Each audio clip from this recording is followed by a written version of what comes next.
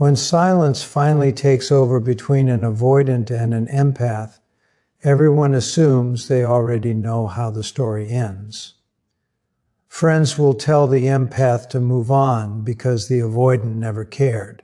Others will insist the avoidant is happier than ever, enjoying freedom without looking back. From the outside, those explanations seem simple, almost comforting. But the truth is rarely simple, and it is almost never comforting. What unfolds after both people stop reaching for each other is a quiet psychological battle that cannot be seen in text messages, social media posts, or casual conversations.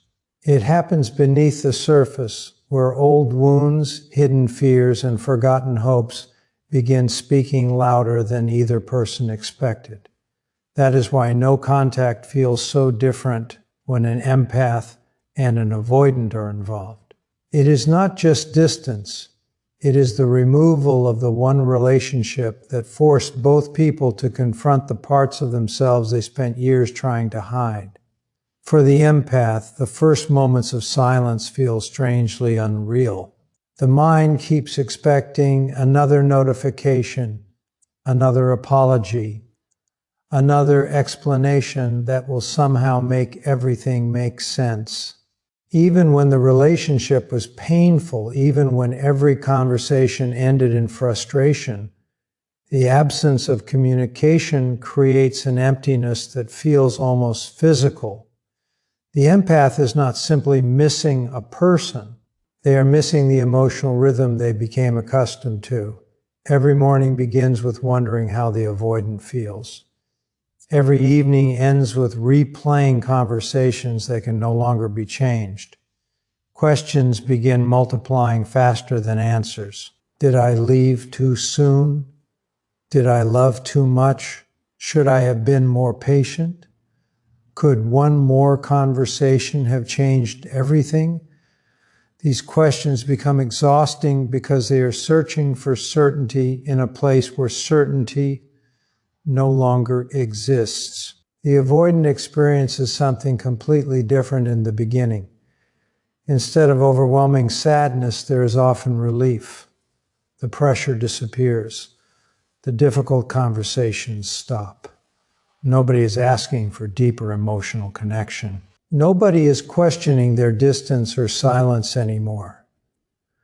For a while, that relief feels like proof they made the right decision.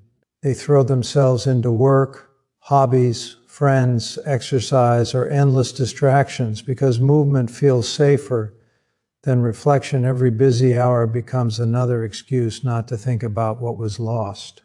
To anyone watching from the outside, they appear perfectly fine. That appearance convinces people the avoidant never cared in the first place. Yet appearances rarely reveal what is happening beneath carefully built emotional walls. What makes this relationship so powerful is not that one person loves while the other refuses to love. It is that both people are protecting themselves in completely different ways. The empath often protects themselves by giving more than they receive. They believe love can heal almost anything if offered consistently enough.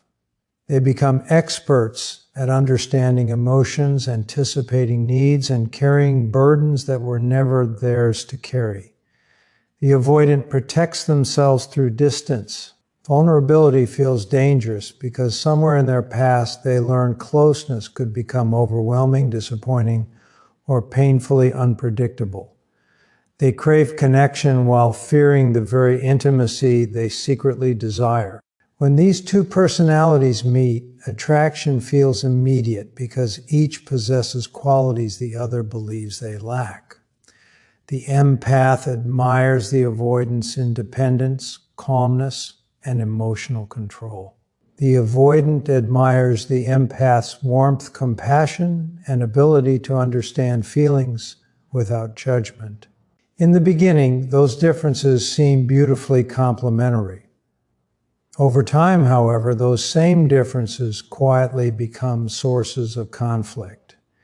The empath reaches closer whenever they sense distance. The avoidant creates more distance whenever closeness feels intense.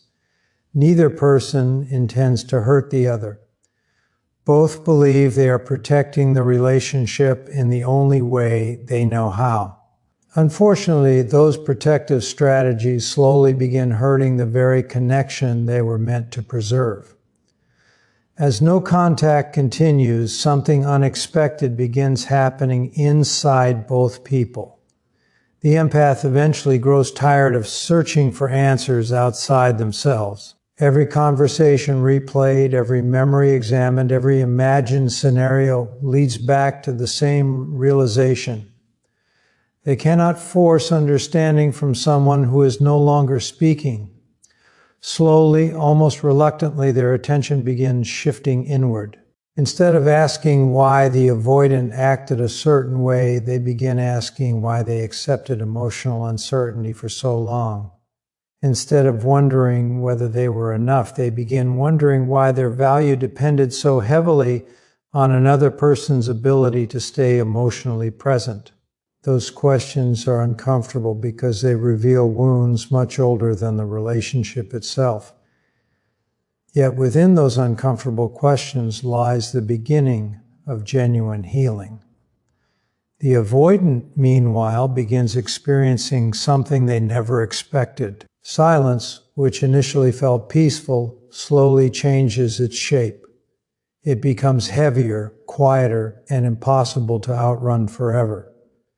At first, they hardly notice it because they are filling every empty moment with activity. Their calendar stays full, their phone stays busy, their mind stays occupied. Yet life has a strange way of creating moments that cannot be scheduled away. A familiar song plays unexpectedly. A favorite restaurant appears during an ordinary drive. Someone laughs in a way that sounds painfully familiar.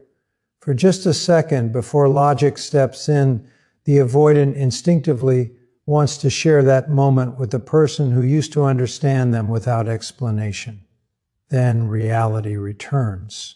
There is no message to send, no conversation waiting, only silence. Instead of admitting they miss the empath, they often rename the feeling. They call it adjustment. They tell themselves it is simply habit. They convince themselves they are remembering the relationship because human beings naturally think about the past. Those explanations feel safer than acknowledging grief, because grief requires vulnerability, and vulnerability has always felt like standing unprotected in the middle of a storm. So they continue moving forward while quietly carrying emotions they refuse to identify. Around the same time, the empath notices another shift happening inside. The desperate urge to check the phone every few minutes begins fading. Not because they suddenly stopped caring, but because exhaustion finally replaces panic. There comes a morning when they realize they slept through the night without dreaming about their relationship. A conversation with friends lasts an hour before thoughts drift back to the avoidant. Small victories begin appearing without celebration. They smile unexpectedly. They laugh without forcing it. They enjoy peaceful moments that once felt impossible. Healing does not arrive dramatically. It arrives almost unnoticed, hidden inside ordinary days. That quiet progress creates something even more valuable than relief. It creates perspective. The empath begins remembering the relationship with greater honesty. Instead of focusing only on beautiful memories, they start recognizing the loneliness they carried while standing beside someone they loved deeply. They remember conversations that never reached resolution. They remember waiting for reassurance that rarely came.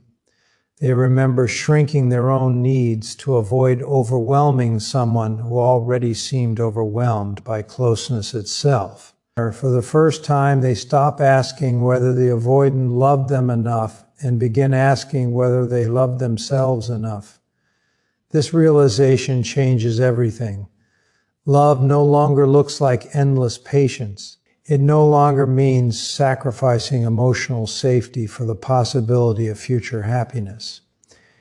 The empath starts discovering boundaries that once felt impossible. They realize compassion does not require self-abandonment. Understanding another person's wounds does not mean accepting treatment that slowly wounds them too. That lesson is painful because it forces them to release the fantasy that loving harder could eventually heal another person's fears. While this transformation unfolds, the avoidant faces a different challenge. Memories begin changing. The arguments become quieter in their mind while the peaceful moments grow louder. They remember laughter more clearly than conflict. They remember feeling understood more vividly than feeling pressured. Human memory rarely preserves reality exactly as it happened. Instead, it rebuilds the past according to present emotions. The avoidant begins wondering whether they left too quickly, whether they misunderstood someone who simply wanted to love them. Those thoughts become increasingly difficult to dismiss, yet reaching out feels terrifying. Contact means risking emotional closeness again. Remaining silent means continuing to carry unanswered feelings. The avoidant feels trapped between two fears they never wanted to confront. One fear whispers that intimacy will eventually become suffocating. The other whispers that permanent distance may cost them someone irreplaceable. For perhaps the first time in years, distraction no longer works as effectively as before. This is the moment most people misunderstand completely. They believe reaching out automatically means lasting change has occurred. In reality, missing someone and becoming emotionally healthier are not the same thing. Loneliness can inspire contact just as easily as genuine growth. Without self-reflection, old habits remain patiently waiting beneath the surface. The empath may interpret one unexpected message as proof that every painful sacrifice was worthwhile. The avoidant may mistake temporary longing for permanent transformation. Both assumptions create hope, but hope built on unchanged patterns often leads back to familiar disappointment. The real question is no longer whether they will speak again. The real question is whether either person has become someone capable of creating a different ending than the one they already lived. The truth is that real change rarely announces itself with dramatic speeches or perfect apologies. It appears in quiet decisions repeated over time. If the empath has truly begun healing, they no longer measure every day by whether the avoidant reaches out.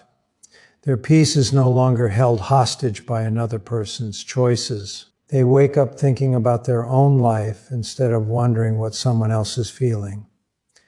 They rediscover hobbies they abandoned, friendships they neglected, and dreams that slowly disappeared while they were trying to rescue someone who never asked to be rescued. The world starts feeling larger again.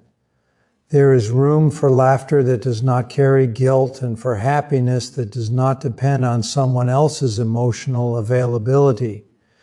The avoidant notices this shift even if nobody tells them directly. They may hear from mutual friends that the empath seems happier. They might see a photograph where the smile looks genuine instead of forced. They may even sense the difference through complete silence. Something feels different because the emotional pull they once relied on is no longer there. The empath is no longer chasing answers, reassurance, or another chance. That absence of pursuit creates an unfamiliar feeling inside the avoidant. For years, distance gave them a sense of control. Now there is nothing to pull away from. The familiar dance has stopped, and for the first time they are standing alone with emotions they can no longer blame on someone else's expectations. Some avoidants respond by reaching out almost immediately. Others wait months. A few never make contact again. But the timing matters far less than the motivation behind it. If they return only because loneliness has become uncomfortable, the old pattern quickly returns. Conversations feel exciting at first. Both people remember why they connected so deeply in the beginning. The chemistry still exists. The affection still feels real, yet chemistry alone has never been the problem. The problem has always been what happens after closeness begins demanding honesty, vulnerability, consistency, and emotional courage. If nothing has changed beneath the surface, familiar fears quietly reclaim the relationship. The empath notices delayed replies and begins wondering whether something is wrong. The avoidant senses growing emotional expectations and instinctively withdraws. Neither person consciously chooses the cycle. It simply unfolds because old survival strategies are stronger than good intentions. Love without growth cannot build a different future. It simply repeats the past with fresh hope. But sometimes something remarkable happens. Sometimes one person is truly changed. The empath has learned that boundaries are not punishments. They are acts of self-respect. They no longer confuse endless sacrifice with unconditional love. They understand that healthy relationships are built through mutual effort, not one-sided emotional labor. Instead of trying to convince someone to stay, they simply observe whether that person consistently chooses to stay on their own. This quiet confidence transforms every interaction. There is no desperation hiding beneath kindness. There is no fear hiding beneath patience. There is only clarity. If the avoidant has also done genuine inner work, they return differently as well. They become more willing to express uncomfortable emotions instead of escaping them. They admit when they feel overwhelmed instead of disappearing without explanation. They discover that asking for space does not require pushing someone away. Most importantly, they begin realizing that intimacy is not the same as losing their independence.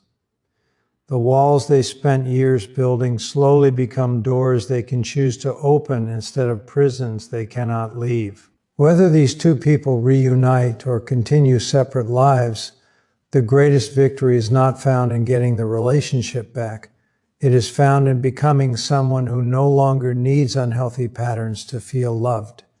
The empath stops searching for worth inside another person's approval. The avoidant stops searching for safety inside emotional distance. Both begin understanding that real love is neither constant pursuit nor constant escape. It is two people choosing honesty even when honesty feels uncomfortable. Looking back, they realize their relationship was never only about romance. It was a mirror reflecting beliefs they carried long before they met each other. The empath believed love had to be earned through endless giving. The avoidant believed love eventually became dangerous if someone got too close. Those beliefs shaped every conversation, every misunderstanding, every goodbye. No contact did not create those wounds. It simply removed the distractions that kept them hidden. That is why the silence feels so powerful. It forces questions that daily communication often avoids. Who are you when nobody needs saving? Who are you when nobody is chasing you? What parts of yourself have you been protecting for so long that you forgot why the walls existed in the first place? Those answers cannot be discovered through another late-night conversation or one final attempt to explain everything. They are found slowly, patiently, through the courage to sit with yourself long enough to become someone who loves from security instead of fear. The most beautiful ending is not always reconciliation. Sometimes it is freedom. Sometimes it is finally recognizing that the relationship prepared both people for lives they could never have built while repeating the same painful cycle. And whether they eventually find their way back to each other or walk toward entirely different futures, the lesson remains the same. Healing begins the moment you stop asking another person to become the answer to a question only you can answer yourself. There comes a point in every story like this when both people must decide whether they are chasing familiarity or choosing growth. At first, those two things feel almost identical. Familiarity pulls with incredible force because it reminds us of the moments that made us feel alive. We remember the late-night conversations, the unexpected laughter, the feeling of finally being understood by someone who seemed different from everyone else. The mind naturally returns to those memories because they offer comfort during loneliness. Yet healing asks a difficult question. Were those moments enough to build a peaceful future? Or were they only bright flashes inside a relationship that was slowly draining both people? That question is uncomfortable because it demands honesty instead of hope. The empath eventually realizes that loving someone deeply does not guarantee emotional compatibility. They can understand another person's fears without accepting responsibility for fixing them. They can feel compassion without sacrificing their own peace.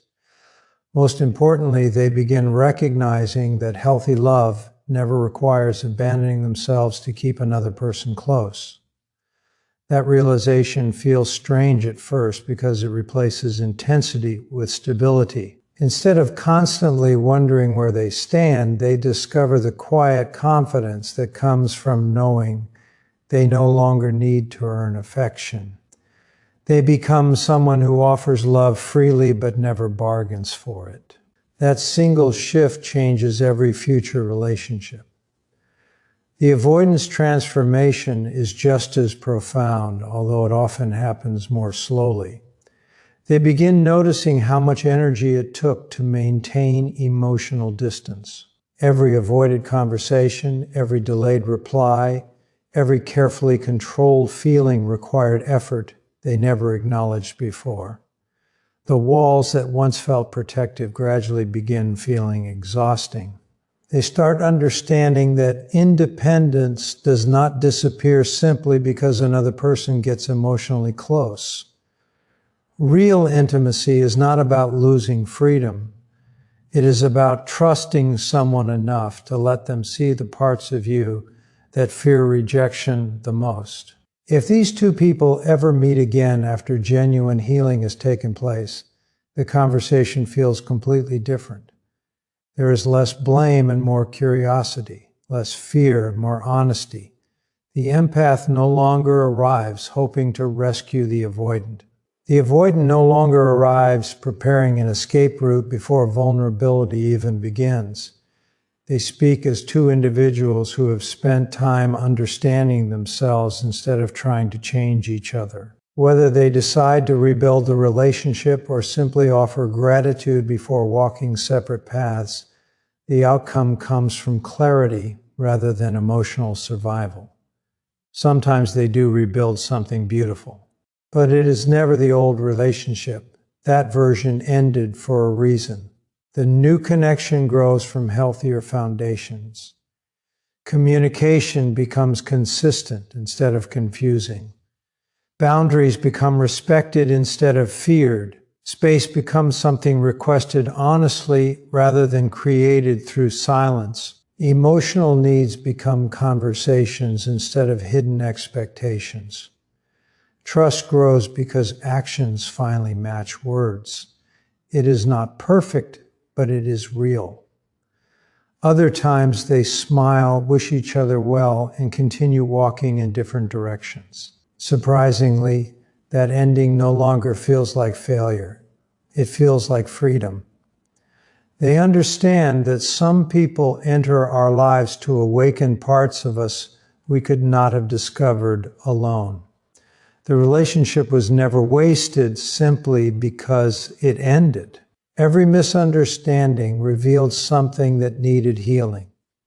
Every painful goodbye uncovered beliefs that had quietly shaped their choices for years. The relationship became the beginning of personal transformation rather than the end of happiness. This is why no contact is often misunderstood. People treat it like a strategy designed to bring an ex back. They count days, watch videos, and search endlessly for signs that the other person is thinking about them. But the deepest purpose of no contact has never been changing someone else's mind. Its purpose is changing your own relationship with yourself. The silence creates space for truths that constant communication often hides. It reveals where self-worth has been borrowed instead of built. It exposes fears that have quietly directed every decision. It teaches patience, resilience, and emotional responsibility in ways no conversation ever could. The greatest surprise comes much later. One ordinary morning, without planning it, both people realize the relationship no longer defines them. The memories remain, but they no longer control every emotion. Gratitude slowly replaces resentment. Compassion replaces confusion. Even the painful chapters begin making sense because they led toward growth neither person would have chosen voluntarily. Looking back, they see two wounded individuals trying to love each other with the emotional tools they had at the time. That understanding softens the past without pretending it never hurt. If you see yourself in the empath, remember this: your ability to love deeply is a gift, but it becomes truly powerful only when you include yourself in that love. If you recognize yourself in the avoidant, remember this: your need for space is not wrong, but the people who genuinely care about you deserve honesty more than silence. Healing begins when courage becomes stronger than old habits. In the end, what happens after no contact is not determined by who texts first or who waits longer. It is determined by who becomes brave enough to face the wounds that existed long before the relationship began.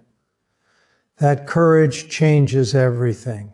It changes the way you communicate, the way you trust, the way you love, and the way you choose your future. Whether the next chapter includes each other or not, the greatest victory is becoming someone who no longer needs fear to protect their heart. Real love starts there, and every healthy relationship that follows is built upon that quiet, life-changing truth.